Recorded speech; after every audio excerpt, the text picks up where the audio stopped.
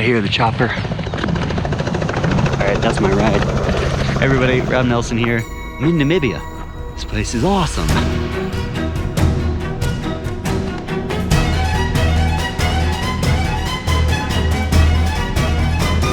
I'm also a one-man band, so I wanted to talk a little bit about the challenges that you will face if you're just a single person trying to film the action. So I've kind of broken it down into a few different points. As I go through the 6 things I came up with, I'll note what part of the job someone else might take if it was a larger shoot. Number 1, overwhelmed by gear. First, I found I'm always fighting the urge to bring more gear to do what I'm doing. I'd love to have a drone up, a few GoPros out, a wide lens in addition to a telephoto lens, and multiple people mic'd up. I'd also like to have a gimbal out, a slider, even a crane. The problem is that having too much gear spreads you thin. If it's just you need to cover the action. For me, that means shooting as much of it on a wide-angle lens with a shotgun mic as I can. After I get what I needed, I'd switch lenses, probably something much tighter. This diversification of shooting is something you can do much easier with somebody else, namely, second camera. Number 2, communication. In a situation like this, it's vital that I've communicated who I am and what I'm doing to the entire team.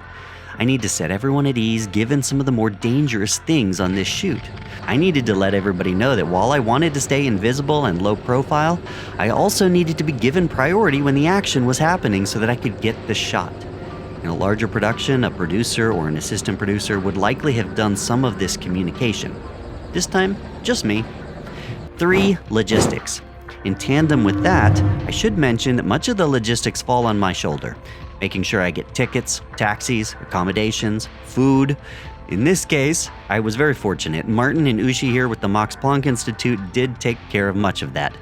On a bigger shoot, that is what a production manager does. Number 4, media management. Just about every night, while most people have already gone to bed, I had another 4 to 6 hours of media management to do. Now, it's not always a problem because I start it as soon as I get back, but if you're shooting all day, you're going to get very little sleep. In fact, I only got about 3 or 4 hours of sleep a night because of this, and I was really only saved by the fact that it was a 4-day intensive shoot, so I could run on adrenaline the entire time.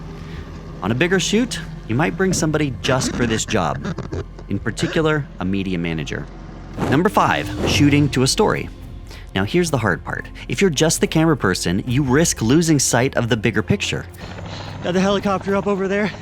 We're getting some tags on some animals. What is the real story? And what shots do you need for that story? If the story changes while you're out there, are you adapting? At times, you have to shoot a bit less and just think about that bigger picture. Okay, we're heading that way. For me, I would stop, I would take interviews. Now we have the theory and the data to prove that this is really working, and we can use that knowledge. And that's fantastic. 6, telling the story on location. Trying to explain what's happening while it's happening, that's pretty tough. And it's not always what everybody does when they shoot, but I like to tell that kind of story. We should be very close. Okay, cool. And too often I can get really caught up in just following the action. So I have to take a second, I have to stop shooting and turn the camera back on myself. All right, so the way this works is the helicopter flies overhead.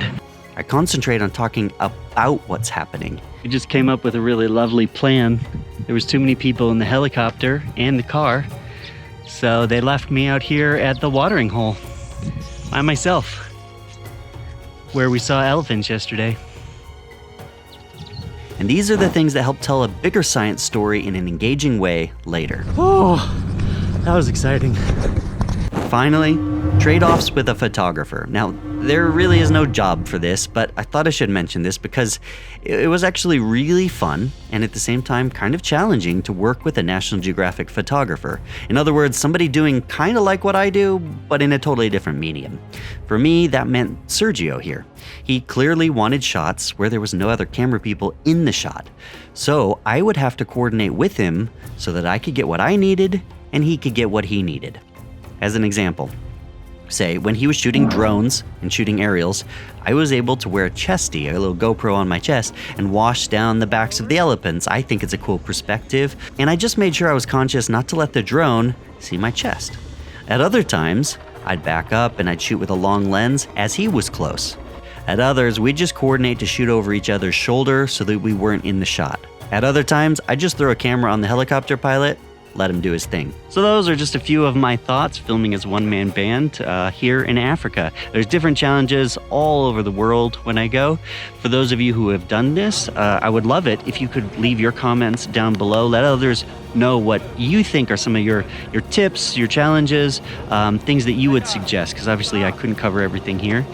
If you're new to all of this, feel free to write a question. We'll try to get to it. We try to answer as many as we can, especially right when we release it. Yeah, you guys don't do high fives ever? No, that's the thing. Yeah, here we go.